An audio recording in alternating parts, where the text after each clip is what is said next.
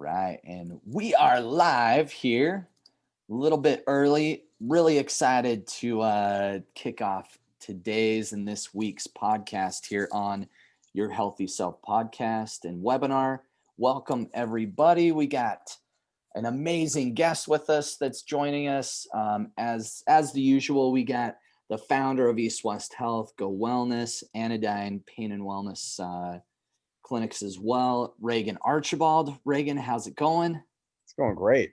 Yeah, I just finished a nice workout, got my sweat on. I did my epitalin, my IGF-1, so feeling great. Nice. I actually this morning my stack was wide. I like stack out all the peptides. I had epitalin, IGF, and then I did thymosin alpha and beta. I had to take I had to take about a week off of F45 because I got some sort of the sniffles, and so I didn't want to go into workout anywhere. So I was like, all right, I got to hit it hard today. I'm like 100% recovered, ready to rock it. So yeah, it was good. Feeling really good. Our guest today, everybody, we got one of a kind guest. Really excited to have Justin Kirkland on the show today. He is he's a chemist, so experience in natural products, small molecules, peptide synthesis, analytical chemistry, and drug formulations for improved bioavailability. He earned his bachelor's in agronomy. How do I pronounce that? Agronomy. Agronomy. And nice. And a master's in biology. Attended med school in Belize in Central America Health Science University. Recently awarded U.S. patent for improved synthesis in ergoline. You're gonna have to help me out with this one. Bol 148. Yeah. Patent on how to make drugs. Yeah, and that's useful in treating cluster headaches. Yep. And just so amazing guy. We've worked with him through a lot of our peptide products that we use, and just all around really, really cool guy. We're excited to have you on the show today. Welcome, everybody. Justin Kirkland. Woo! Yeah. Awesome. And before we dive in today, just wanted a few announcements. I know Ann will be posting a couple links today. Take a look if you haven't had a chance to check out our new Health Accelerator course and challenges. Make sure you take a look at that, and Ann will be posting that link, and I'll make an announcement at the end. But that's a weekly group coaching group that you can get involved with, and also learn a lot more about peptides and how you can take your health to the next level.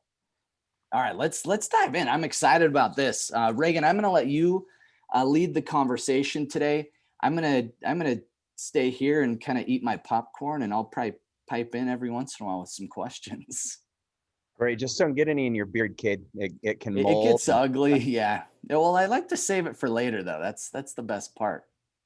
Flavor if you saver. notice, but I'm seeing that my grays, after I started taking epitalin, my grays are getting lower, and I'm thinking it's turning back dark. At least that's what I'm telling myself. What are your thoughts on that, Justin? Is there any rationale? We actually see some direct anecdotal evidence of that with the zinc thymulin applied topically. Okay. That the new hair growth in areas where it's gray comes in color. Seems to be kind of consistent. Nice. So that's I'm not familiar with that one. Zinc zonulin. Thymulin, yeah. So one of the thymulin. One of the peptides from the thymus gland, one of the immune peptides, as the zinc salt seems to have some benefits topically for hair restoration. All right. Well, like I said, our patients are telling me that the new hair is coming in dark where it was previously gray and then lost. So that's awesome. Double benefit.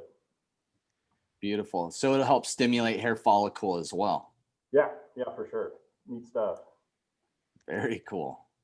Very cool. Well, And so is that similar to GHK-copper? It's so we're actually looking at potentially combining them. Let's see. Nice. Yeah, Cade, I think one of the things we could try, I could try it on the sides, get a little zinc thymulin. I've thought about doing that. I just never have ordered it yet. So there we go. I could be a case study. N of one. I see, I'm not getting so much salt and pepper here. It's just all right here.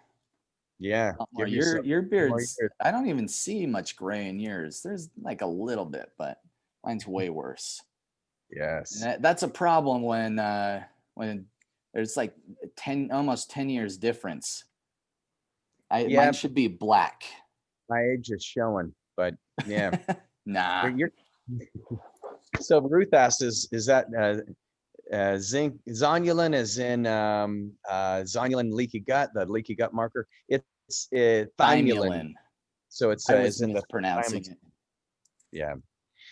Awesome. Well, Justin, we got some fun things we're going to be talking about today, and you've had such exciting adventures in your life recently, and so congratulations on all the new developments that you've had going on in your life, and so if we look at peptides, maybe what people ought to know is that a lot of the formulas from Wells Pharmacy, Justin is kind of the chief chemist who's looking at things very holistically and practically, and helps us get these novel substances to you guys in the best possible way. But how would you describe your role in peptide development?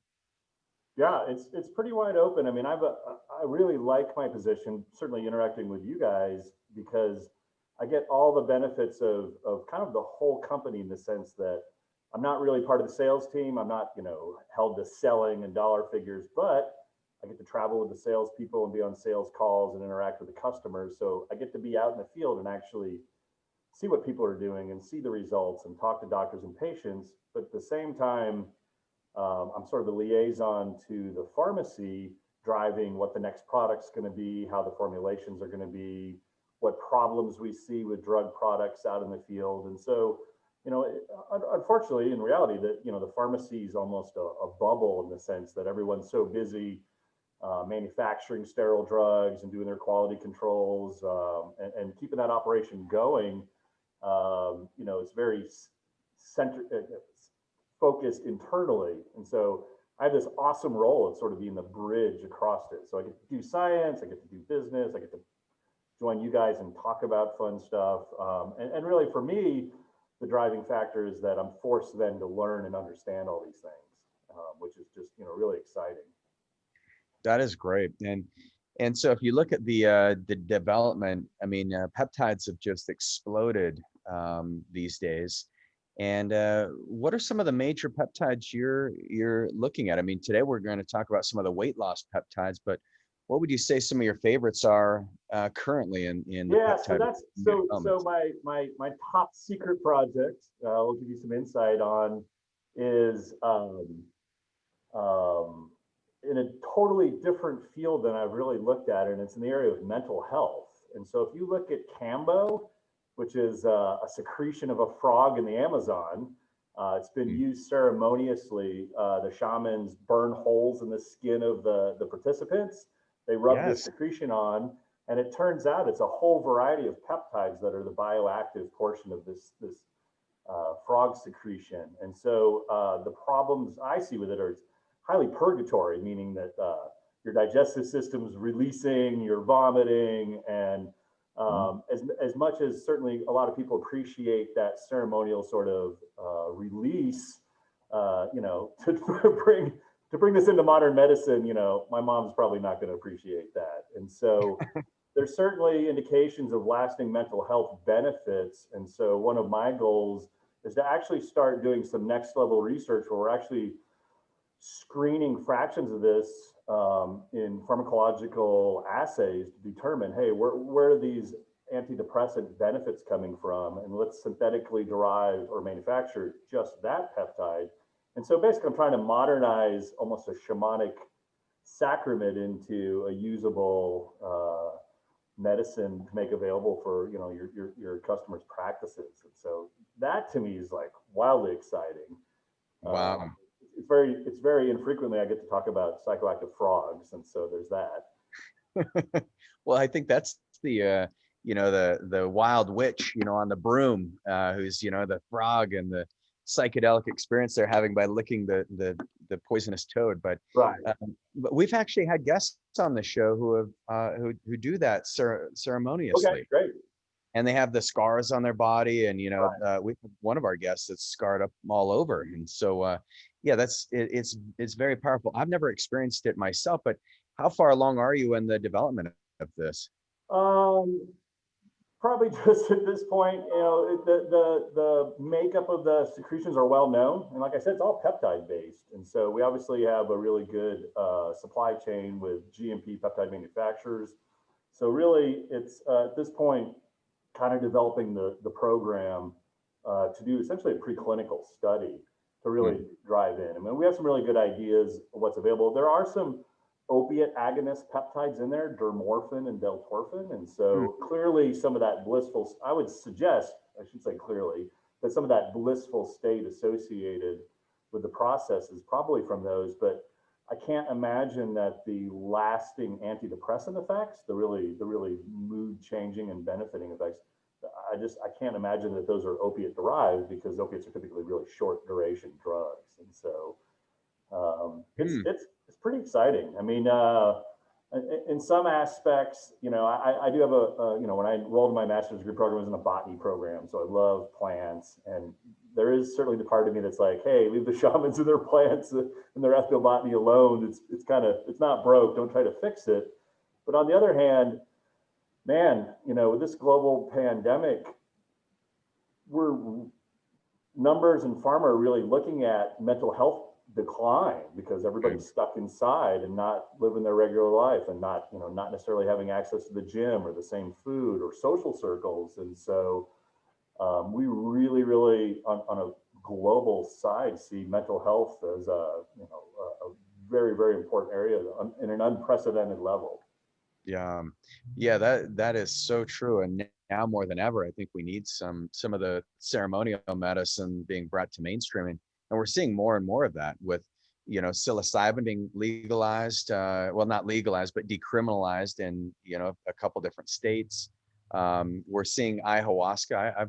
The explosion. We've also had people on the show who, you know, iboga, ayahuasca, but I'm seeing so many patients experience that. And then ketamine, you know, ketamine's Right. another great way of resetting it. And then your work with LSD, I don't know if you can talk about that a little bit, but I mean, you were able to create, you know, some easier to metabolize. Yeah. So what I did is, Harvard did a study back in 2010 on treating cluster headaches with brominated LSD. So LSD is it's an old molecule from the 1950s. And so when Sandoz Pharmaceuticals, Albert Hoffman originally started making it, the thought was, you know, there wasn't a really understanding at that point of psychedelic sciences. And so the thought was, hey, this causes mental alterations. Maybe this is a drug for schizophrenia, actually was the original, once they understood some of the effects. And so when they started trying to look at some medical trials, they actually dropped bromine in it and made 2-bromo-LSD, which is not psychoactive. And that was the control. That was the placebo, the inactive version, but still what we would call an ergoline drug, ergoline meaning the sort of the skeleton of the LSD and derivatives. And if you kind of fast forward to 2010, a couple of professors in Germany and Harvard did a study with cluster headache sufferers, which are, you know, putting it lightly, it's migraine headaches times 1,000. Right. And it looked like this drug stopped them, prevented them, and then stopped them in their tracks. And so I got a lot of interest, because I do have a passion for medicine, and certainly for diseases with unmet needs. And so big pharma, as we know, it's not going to chase after that indication, because the patient population, it's not massive. You know, they obviously have more interest in cholesterol medicine, where it's just a massive population, versus cluster headache sufferers. And the problem was, the original manufacturing process was making a lot of LSD and then brominating it.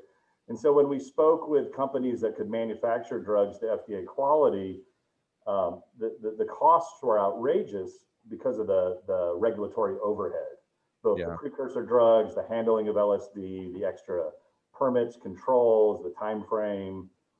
It literally added $1 million off the top. And so what I did was kind of a hack, quite literally, was to look at the process of manufacturing and then circumvent all the compounds that had regulatory issues, like lysergic acid. Ergotamine tartrate is typically what LSD is manufactured. Because of that, that's what's called a list 1 chemical, and just even buying it is under additional scrutiny. So I circumvented all the regulatory hurdles to get to the end product, and filed a couple patents on that process. Okay. So if you fast forward to today, small pharmaceutical companies picked up that patent and going to start manufacturing the drug with the goal of looking into treating treatment-resistant depression. Yeah. Well, and we're seeing that the nice thing about some of these more psychedelic treatments is they're permanent. It's not like if you read any of Kelly Brogan, I don't know if you read her work at all, but she's a psychiatrist, and she's been able to show that there's permanent brain damage that can come from some of the SSRIs that the patients are taking. And it's, in so many cases, if you have, mild to moderate depression, you're better off, exercising or doing other things. Severe depression, some of the SSRIs show to have some beneficial effects, but I think these new waves of medicine that you're kind of one of the pioneers in the field, which is really powerful. But I think this, we're seeing it could lead to permanent changes in the brain. So yeah, no, it's exciting, and mental health and certainly psychedelics for sure, definitely taken a vacation for quite a few years, primarily due to prohibition. Yeah. And I see that the beautiful thing about 2020 is this may open us up to more pathways to having these treatments available for more people. So yeah, keep up the good work on that. Yeah, thanks so much. Yeah, really appreciate that. And I know today we promised everyone when we talk about some of the metabolic types of peptides and some of the exciting things that are coming out as far as for those of you who are, you made the New Year's resolution, you're looking to, transform your body, transform your health. But Justin, what would you say some of the major benefits are of using peptides when it comes to weight loss would be? Yeah, I mean, with peptides in general, because they're either part of they're either an endogenous product or they're certainly affecting endogenous pathways directly. You don't see the side effects. You don't see side effects of like phentermine, that's a CNS stimulant, where the body's, eventually, you're getting some stimulating benefits with appetite suppression, but you're eventually either building up tolerance to it or seeing a lot of negative side effects. What we find with peptides are you're harnessing your natural pathways, and you just don't see the side effects. You're not affecting the liver because we have enzymes in our body that are making and breaking down peptides all the time. And so the safety profile and the side effect profile are just impressive safety with extremely I'm not going to say there's no side effects ever, but it's really limited and really uncommon. Yeah, and so some of these, I mean, if you look at the difference between using like a growth hormone versus even some of the growth hormone releasing peptides or growth hormone releasing secretagogues, what do you see as the difference there between side effects, safety versus efficacy? Yeah, and so I've got colleagues and friends that use HGH or exogenous growth hormone. They definitely see some benefits. It's my opinion that with secretagogues, again, you're harnessing your natural pathways. You just see less negative side effects. With growth hormone, I do have some patients that talk about getting some like carpal tunnel syndrome, some swelling, even potentially some bone growth in the face. Depending, a lot of that's dose dependent. We're Americans, so it's very common that if one's good, clearly two's better. And so you see, there's definitely. I've never been victim to that. Yeah. I'd never seen you do that. Cade's like, so how much of this peptide can I take? I'm like, look, easy. Right, right. And really, so when I look at HRT with exogenous testosterone, you're quickly hitting super physiological levels. You just can't do that with secretagogue. The pituitary hits a saturation point and says, like, hey, I'm not going to give you any more growth hormone. And so you're really replacing it in the sense that you're hitting your normal youthful levels through, like I said, your normal pathways, and it works really well for those reasons. And so some of the, I mean, and I bring up growth hormone because that's one of those hormones that starts to decline as we age. I don't know if you know the exact statistic, but I think last time I checked, it was about a decline of 50% between the ages of 40 and 50 in our growth hormone. It's a steep declining curve, unfortunately. And so using peptides can be a way of stimulating that. And then growth hormone can be one of the major fat burning hormones in the body. So creating some metabolic activity.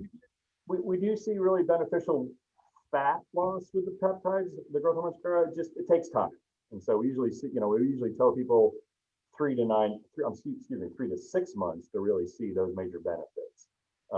Unfortunately, and it's an unpopular statement probably, a lot of times when I get asked about weight loss, it's like, well, let's talk about, let's be really specific about your goals. And it's usually like, well, I have a wedding next month and I want to lose 3 dress sizes. It's like, well, that's difficult. Weight loss, regardless of how you're approaching it, is it's not something, there is no magic pill, I'm convinced, for sure. Absolutely not. What we found is just correcting insulin resistance is sort of a foundational piece. Getting the bacteria in the gut healthy. Akkermansia is one of those bacteria that have been shown to improve your metabolic activity. And then we use peptides on top of that. So we may use like a AOD-9604, and that seems to be very beneficial. I mean, we did just our own clinical study, and we found that there's an average of 7 pounds when we put them on a specific diet. So it's not just a isolated, placebo-controlled study, but we put our patients on a specific diet, get them on the AOD-9604, and we see an average weight loss of 7 pounds in 30 days. So it's not quite 2 dress sizes, but right. And we're certainly seeing now the combination of AOD-9604 with MOD-SC seems to be really synergistic as well. Yeah, and maybe let's talk about AOD and then the MOD-SC, because we love both of these, but maybe you could explain the mechanism behind that and how and maybe some of the studies that you've seen that would be interesting to our audience. Yeah, so with AOD-9604, it's actually a fragment of human growth hormone. And so, as you mentioned earlier, human growth hormone is lipolytic, and you end up seeing some fat loss and body recomposition. And so AOD came out of scientists looking at what is that mechanism. And they believe that this fragment that they isolated in the larger HGH protein was the part that's signaling for fat loss. And so that's what AOD-9604 is. It's a fragment of human growth hormone that's believed to be responsible. If you look at the history of it, typical pharma story, they did animal studies. Animal studies looked awesome. They did a phase 1 small human trial that looked awesome. And then when they got to the phase 2 with a larger population, it just wasn't statistically significant. And so it was kind of shelved, the drug development process. And so clearly compounding pharmacies picked it up and have made it available. And what I get, again, as anecdotal feedback is that it works awesome for some patients, and it just doesn't seem to work for some patients. And I've not been able to come up with a correlation of why we have responding groups and non-responders. And certainly that would be great. I've got one doctor that said, one of their patients had the COVID 15 pounds, increasing diet, less exercise, sitting at home watching Netflix, and that she put them on AOD and they shed it right off. No additional exercise. Now, again, N=1 study, but she was like, this AOD stuff's the greatest thing in the world. The patient did nothing and lost all this weight they had gained. So, that's awesome. Yeah, for sure. So I hear those kind of stories on one end, and on the other end, I hear stories where, just they're not seeing awesome efficiency. Right. And we've seen that too, Justin. And I think, some of that is, that's not the pathway. Or, if we look at, putting in the MOD-SC, the mitochondrial derived peptide, that's where I see in those cases when we shift it up and we start working on a different pathway, or in the past we've used 5-amino-1-MQ. Right. And then it's like the switch turns on. And so I've just shared with that, we probably have 5% of patients who just don't respond to AOD-9604. They say, I sleep better, I feel better, I recover better from workouts. So they're happy with it, but they just don't see that shedding of fat until we get working on these other pathways. And so Yeah, that's super interesting. I loved it. And I think maybe some of the answers are looking at more of their labs values, exactly. where they at on insulin resistance, where are they at on hormone levels, growth hormone levels, all the other factors that may be synergizing that. Yeah, and sometimes it's just user error. Our patients will forget the fact that if there's insulin present, it's not going to work as well. And so Right. they'll eat dinner and then they'll do their AOD-9604 and they're like, it's not working. I'm like, well, when are you taking it? And they're not giving themselves enough of a gap to be in a fasted state. Right, And right. And we do see that with the growth hormones and secretagogues as well. yeah. Yeah, and so with the AOD-9604, there has been studies where they've compared it to the HCG. And have you seen any of those studies? I have, and I have mixed feelings on HCG. I think some of and when I speak with doctors who are big proponents of like an HCG diet, Yep. they talk about some of the logic behind pregnancy and weight loss and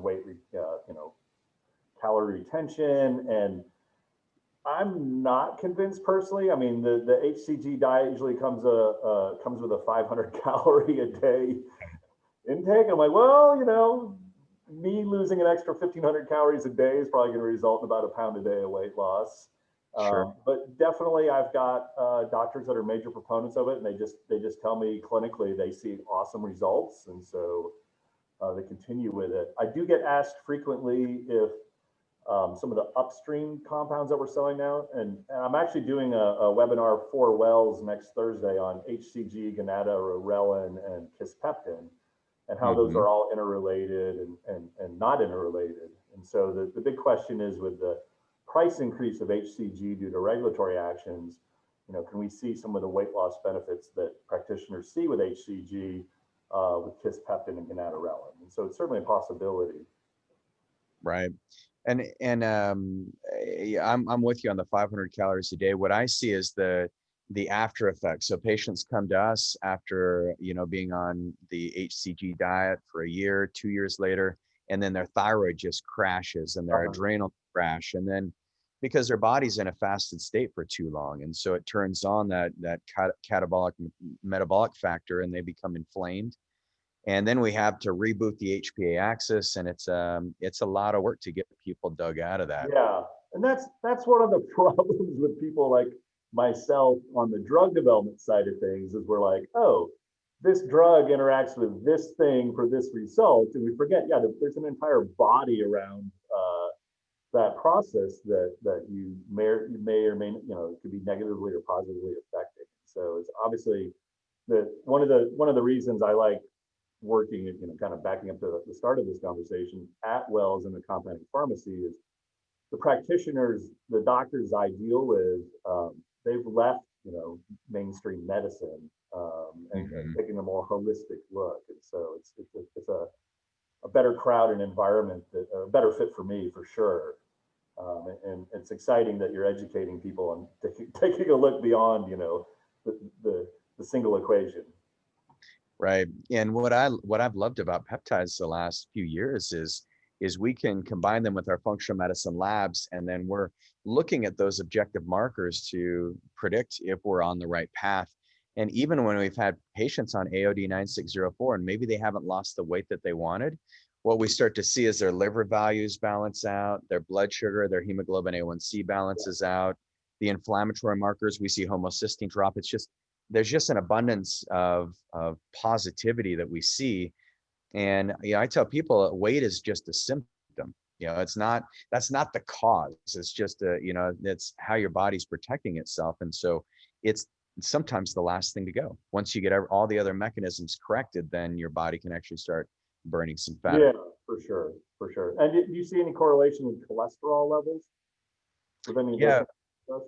We've seen cholesterol levels. Well, epitalin is one that we have seen a diminishing of cholesterol. We also have seen that with using IGF-1 with cholesterol coming down. Yeah, that's exciting.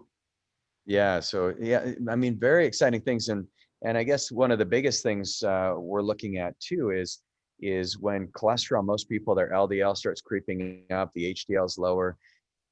What gets missed is even if their glucose and hemoglobin A1C is perfect, from a functional medicine perspective, they still have insulin resistance. And so once again, we get them on timed eating. We help them push their carbs later at night. We get them on the right carbohydrates, get them off the sugar.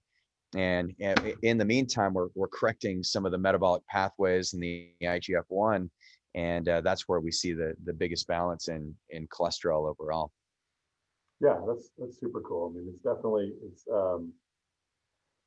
hyperlipidemia is a super common problem we see for sure.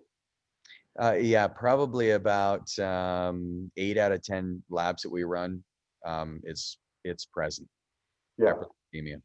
Yeah, wild. Cade, we had a question that came through. Did you? Yeah. So I had a question about B733. I've never heard that peptide before. So it was someone emailed it into me, and I don't even know how to respond to that one because I don't even know what Yeah, no, I've actually category never it heard is. that one either. So we'll have to, the first place I always looks PubMed, pubmed.gov, and then from there just a general Google search. Sounds like a I combination. wonder if maybe they were mistaken because it was they said I heard about this one. Is there anything that's close to that same? Huh. Yeah, no, I'm not familiar with it. But like I said, one of the greatest things about my job is learning something new every day. It sounds like, were Overlooked. they confusing that with BPC 157? I wonder if it is. It was typed out B7-33, but So it looks like Peptide Sciences carries it and it reduces fibrosis. Okay. So I'll have to take a look at the science behind it. And yeah, so hey, discovered a new peptide today. All right. So one of the things that I definitely do want to share with you is that my role at Wells, so technically my title is the Chief Product Development Officer, and that's a big mouthful. I just talk around the head nerd, but my role at Wells is to investigate new products and determine if it's something that the pharmacy wants to carry. So if any of your practitioners or your crowd have new ideas for new products, certainly pipe them up to you and then share them with me. And then we essentially do I have to go to the business department, do an assessment to make sure there's a business value in making a new product, but it's totally customer driven by adding new stuff. And then that's my primary role. So bring on the new ideas. Nice. Thank you, Spencer. Straight from Google. Spencer's awesome. Appreciate you. Kill it. Yeah, so it looks like it's a B chain of relaxin 2, invokes signaling at relaxin family peptide receptor 1. So what would be the potential uses of this, did you say? What I saw on a quick Google search was reducing fibrosis. That's right. Antifibrotic. And we actually see, generally speaking, if someone said, I'm concerned about fibrosis, GHK-copper is usually my go-to for fibrosis. Generally, I mean, obviously there's so good alternative would be GHK-copper. Yeah, depending again on the overall patient and the goals, symptoms, whatnot. GHK-copper, wow, it's a cool drug. It is, and maybe you could, I mean, GHK-copper, tell us a little bit about that. I've seen the studies that have come out of Korea with stem cell proliferation. They're pretty amazing. Studies on wrinkles, wrinkle mitigation, hair growth. I mean, it's amazing. Yeah, so when I saw you guys last at Snowbird, I brought a vial and had my desk because I actually carry a vial of GHK-copper with me because I just think it looks cool. It literally looks like my shirt here. I mean, it's it's a really brilliant blue because of the copper ion. And so the GHK-copper peptide, it's only 3 amino acids plus the copper ion. I get, and it I kind of call it the snake oil peptide in the sense that if you read about it, it does everything. I mean, I almost can't believe it because it affects your immune system, your hair, your skin, your fibrosis. It literally almost doesn't not touch any positive part of our health. And so, again, and I'd like to pursue it. Certainly, it's on my to-do list in the sense that it's an endogenous peptide that we see decline with age. And so I'd like to really look at that level of decline and come up with more definitive protocols on a replacement such that, we're, again, my goal is generally to maintain youthful levels of all of these types of either products or downstream products, and GHK copper definitely fits well in there. We sell a lot of it topically. We have a hair foam for hair restoration. We see an increase in follicle size that benefits hair. That in combination with thymosin beta-4 for hair restoration, you get more blood flow, angiogenesis. And so, but I'm told by a lot of our practitioners, they're prescribing the topical, what we call the hair foam. Women are using it, applying to their face at night for the wrinkle decline benefits. So some of us men are too, Justin. Right, right. And so we sell a lot of GHK type products, and I've gotten good at my visual assessment because it's in a lot of cosmetic products as well. You can kind of tell by the color. I can almost do an analytical chemistry analysis based on the is it sky blue or is it like my shirt, and everywhere in between. So we see it anywhere from 0.5%, which would be more like your base shirt color, versus a good 3.5% to 5%. You end up with a really dark blue color. One thing I will add, and I get asked frequently, is issues with copper toxicity if you're taking it regularly. And if you look at taking a milligram, even to 5 milligrams on a molar ratio, the copper content's rather low. And I actually sat down and did the math one afternoon and looked at the total copper intake associated with ongoing use in a month, and it was not approaching any type of toxic levels. Now that's assuming the person is, healthy and whatnot. You can make GHK without the copper, and it will pick up copper in your bloodstream. And so there's an ongoing recycling of GHK and the copper ion coming off and on, and copper is critical to our overall health on a very, certainly small volume. And the way I understand That's it interesting. You're getting the copper carried right into the DNA of the cell, so it creates this DNA silencing effect. Yeah, and I'm telling you, man. There is one article on PubMed on GHK copper that's publicly available. That's where I came up with the snake oil concept. Is it just affects everything positively. I mean, it's really ridiculous at how pleiotropic it is, I guess is the best term. Pleiotropic, yes. And that would, I think out of all the peptides, GHK copper, I mean, it's just, is awesome. And one of the things we tell our patients is almost everyone's zinc depleted. You can look at your alkaline phosphatase on your blood labs, and that will give you a pretty good indicator if you're zinc depleted. You can also look at your fingernails right now. If you have little white spots on your fingernails, or if they're brittle, if your hair is kind of brittle, you probably have a zinc depletion. And so you can easily balance it out too. If you're getting on some GHK copper, probably take some extra zinc as well. Yeah, no, it's definitely a cofactor. Again, it's you want to keep that holistic look and not drill down on just a single process. Yeah. And so, sorry, we went off topic a little bit, but that's really interesting. I'm curious about the fibrotic peptide. So this could be a new development. We've used thymosin beta-4.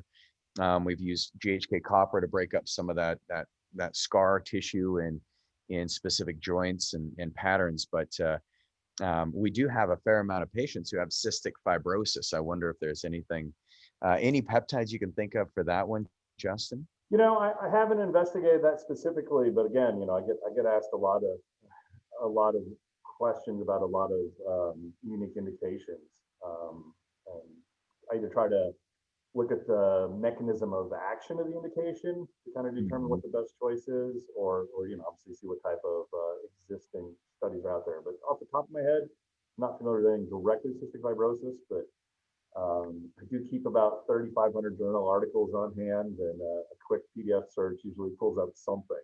Nice. Yes, and you've been an awesome resource. I appreciate it. So let's talk a little bit more. We'll keep diving on the thread. So if we look at other weight loss peptides, so one of the other peptides we've seen is the epitalin, as far as like resetting kind of the HPA axis, getting people sleeping better. We've used that as just kind of an overall. It's a telomerase, but then we talk about the MOD-SC, and maybe you could give us a little bit of an explanation of how the MOD-SC works on weight loss Yeah, pathways. um, really, MOD-SC got its start like most drugs in rodent studies. And so if you look at the control rodents getting fed a nice balanced diet, they maintain a nice healthy weight. And as soon as you give them a high caloric, high fat diet, you know, rats gain weight, you know, as we do as well. And so what the studies show is that rats fed that exact same high fat, high calorie diet, but also given MOD-SC, are not gaining weight, which is, you know, pretty amazing data. And it looks like it's occurring by a variety of pathways again. So it's not a single pathway. You can start with MOD-SC is a mitochondrial derived peptide. So you're actually looking at affecting cellular energy homeostasis, you know, right at the core. You know, when we talk about having energy, you know, we all mean a lot of different things. Certainly in biology, it drills down to the actual mitochondria. And so MOD-SC is affecting different processes in the mitochondria, like the methionine cycle, the folate cycle, purine synthesis, all these like really essential and basic chemical pathways. And I believe all those, when you're amping those up, your downstream amputase synthesis, quite literally, you know, energy production is increased. And so we actually see some return of insulin sensitivity as well. Yeah. So it's really wild stuff. It's something I've been really excited about here in the last few months. You know, I've been overlooked certainly for a little while, but improving mitochondrial metabolism is going to increase fatty acid oxidation, increase glycolysis, and really provide a beneficial metabolic homeostasis. So it's a lot of big words to describe. You know, you feel good, you get a little more energy. Both I've taken it myself, and I get a nice mental and physical boost of energy, Yeah. as well as the, you know, I know on a scientific level, a cellular boost as well. Yeah, and Bev, thanks, Bev. She said the MOD-SC did reduce my blood sugar levels. Great. So that's, Good to hear. you know, No, I mean, I love this, you know, getting that kind of data. yeah, and it's something we've seen, you know, when we're trying to, we have complex patients who nothing else has helped. We say, let's go down and let's just reprime the mitochondria of the cell. And so that's where we use the MOD-SC. Yeah, it's And it's MOTS-C, the actual. yeah, there you go. Thanks, Cade Yeah. And and Justin. I actually, so I do see that there's a dose dependent benefit, which is not, you know, not to be unexpected. Um, there's there's when MOD-SC first came onto the market, the word was that it was highly unstable, and so it's lyophilized, needs to be injected quickly. Um, Certainly, it's my theory, and I don't give out any data until I actually have generated data or found valid data, but I don't believe that stability is actually an issue. Mm-hmm. On a very simple level, I took a 10 milligram vial, reconstituted it, injected half of it on a Tuesday, and then put it in the refrigerator and injected the other half on a Saturday. And I certainly felt like I had perceived energy benefits. I get a cognitive boost on this product. And so my next step is to prove that out with analytical chemistry. And my goal is that, so my experience is that if patients, and again, very low populations, not a clinical study, but anecdotally, patients that are taking 5 milligrams every other day are really seeing clinical benefits. That gets a little pricey. If you look at drug manufacturing, I mean, that vial, the glass vial, the rubber stopper, the metal cap, and the label, and all that, I mean, sometimes that's often more of a cost than the actual drug in there. And so it's nice to get up to a multi-dose vial. And so my personal goal is that if I can prove drug stability, then I'm encouraging Wells to offer a 75 milligram multi-dose vial so that a patient can take 5 milligrams every other day in 1 month. So they would get a really great program at a great price for everybody. So certainly the cost is a little issue now. And so what I end up seeing is some clinics try to have their patients take, 5 milligrams twice a week. And there's certainly some benefit, but I think they're expecting, to shed pounds, and they're just not seeing those results. So I'm trying to balance the business and science and with the dose dependency to make a product that really serves everybody better. Yeah, and so I'm a nerdy biohacker, Justin, and so I found that saunas and heat shock proteins, yeah, for sure, actually induce the MOD-SC pathway. So cool. So there's a way of I was in the sauna this morning and I got my MOD-SC pathway opened up without using injecting the substance. So that would be a really interesting trial where we could do where you can use your own body's capabilities of turning on these pathways and then using the peptides simultaneously and see if you get a better result. It's been many years, but an associate of mine looked at heat shock proteins. There's a cactus extract that increases heat shock proteins. Do you know this or not? No. Look this up. Tequila or what? I've got some products sitting around the lab somewhere buried in a box, but yeah, I'll get that info to you. But yeah, it was sort of a vegan bodybuilding product that a friend of mine developed for a major supplement company. And I think, I don't remember the stories off the top of my head, but I think Natrol bought them out, or they bought Natrol out, and the product just kind of got buried. It wasn't on their theme because it was more sports nutrition oriented. But I always thought it was a great product that maybe we'll see if we can't get it to see the light of day again. Man, I'd love that. Yeah, keep me posted. I'm not familiar with anything related with the heat shock proteins from cacti. And Bev was saying Bev actually did not want to lose weight on the MOTS. That's not what we're working on.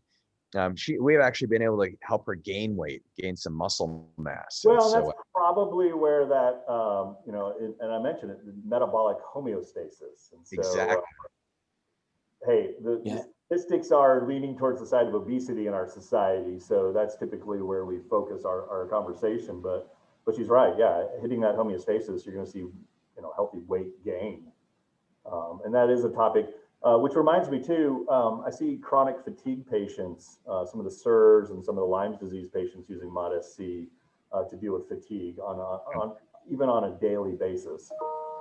Yep. That was one thing I noticed. So I did I think it was in October through kind of just past Thanksgiving is when I did my last MOTS-C cycle. And yeah, the biggest thing I noticed is just like consistent energy. I could work out like crazy. I wouldn't have any brain fog. No, just felt like really consistent energy.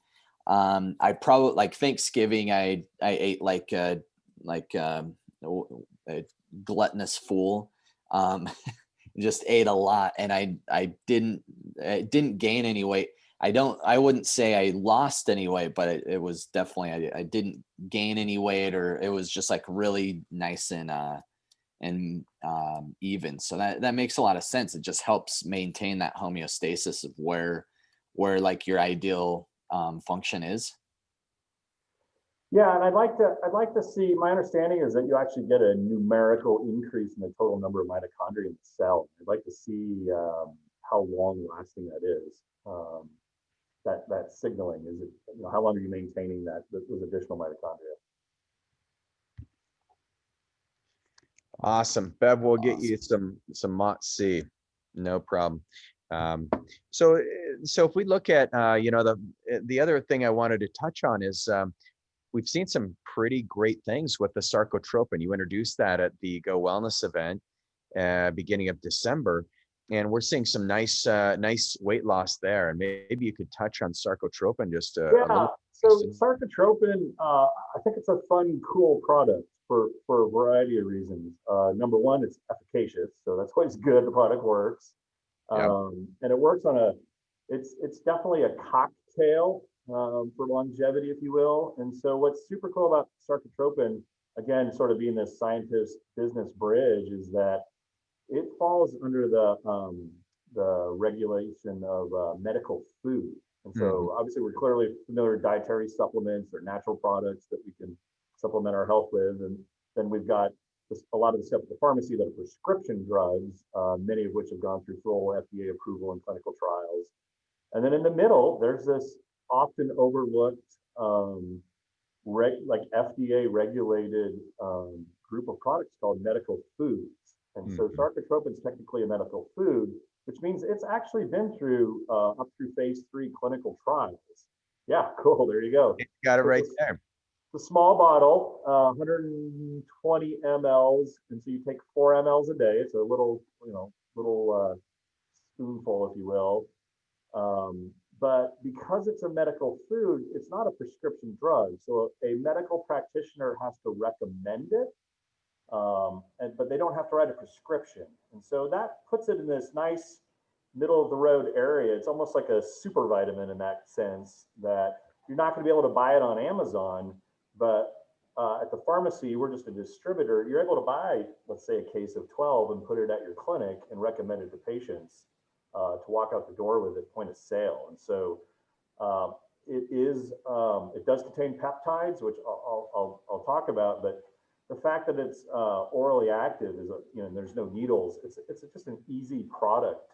It doesn't need to be refrigerated, so I like traveling with it. I travel way too much, and so I kind of don't worry about needles and refrigerators. I can tell you how many times I've like, oh, I got to put my peptides in the fridge, and then I check out at 6 a.m. to, you know, hit the road and leave them in there. And, done that. Yep. That is the worst. That, you know, anyways, there's probably some housekeepers. You're hoping that the housekeepers are actually seeing the value there and using them.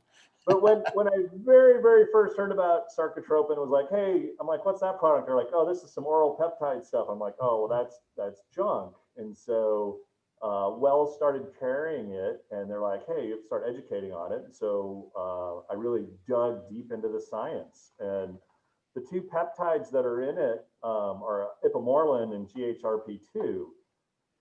And so I dug deep into the science of their oral bioavailability, and it's terrible. However, the caveat is that GHRP2 is active at like 0.3 to 1%. I mean, we're talking minuscule bioavailability. And ipamorelin is actually active at 4 to 6%. And the science behind that is there's some unnatural amino acids in there that have some that the enzymes in our body don't readily recognize, and so they're not breaking it down rapidly. Because some of these drugs, like sermorelin, I think has a 5 or 6 minute half-life before it's, you know, broken down by enzymes. And so with these two peptides, all they did then was put in a considerably large amount. And so we usually recommend 100, 150 micrograms of ipamorelin for injection, because once you hit a saturation point, you're not going to get any benefit with the pituitary. So Sarcotropin has 2 milligrams per serving, so that 4 ml. And so there's 60 milligrams of ipamorelin in that bottle, versus when you're buying our injectable bottle for the month, there's I don't know, like just a few single digit milligrams. I think like sometimes 4 milligrams in the entire month supply. And so I did the math. I looked at the bioavailability, and orally consuming 2 milligrams, you're getting your 100 microgram dose. And so, Similar to the injection, yeah. yeah, so it's really on par with the injection, and that's the goal. And so it's got a whole bunch of other ingredients. It's got vitamin D, which I'm assuming everybody, hopefully has taken to this point. It's got a bunch of herbal extracts. It's got some vitamin K2 in it, a couple cognitive enhancing ingredients. I mean, all around, it's just a super cool product. Yeah. Um, It's got the L-arginine, the L-leucine, so it's got the amino acids for circulatory pathways, nitric oxide release. Yeah, I mean, it covers so many it really bases. does. And so I saw I've taken 30 days of it. I saw some benefits in 30 days, but I'm certainly, I keep getting repeated to me that, hey, really do the whole full 90-day run of it to see the best benefits. But the results of the clinical trial are published. And so I just pulled them up here. In 90 days, the patients on average, this is the average of the whole group of patients, saw a 9% loss of body fat, 14% loss of visceral fat around the stomach, a 5% gain in lean muscle, and a 16% increase in IGF-1. And so as far as, really simple, easy herbal juice product almost over the counter through the clinic, those are really significant benefits. Yeah, that is massive. And it's been an exciting one because it also works on the brain. You've got GABA in there, you've got DMEA. I mean, there's just you're hitting the whole body. It's cool. Hit the whole body. Yeah. Well, this has been a really fun conversation. I wish we had another hour. Holy smokes. That always goes by fast when we're talking. So we'll have to get you on here again, Justin, but yeah, really, this appreciate all your work you do for the Go Wellness community, all the science you provide, the help you provided me clinically. And so thank you so much for being on. Yeah, anytime. You guys have a great day, and thanks so much. Awesome. Thanks so much, Justin. So everybody will be back same time, same place next week. Spencer, I got your message. I'll have someone from the Albuquerque clinic reach out to you to get everything set up. You want some Motzi, sounds like. And then for those of you that haven't signed up yet, go to our website, AccuEastWest.com/HAC. That stands for Health Accelerator Challenges. Get registered for that. It's going to be an awesome event. So thanks again, Justin, for being with us. We'll see you guys next time. Have a great day. Bye-bye.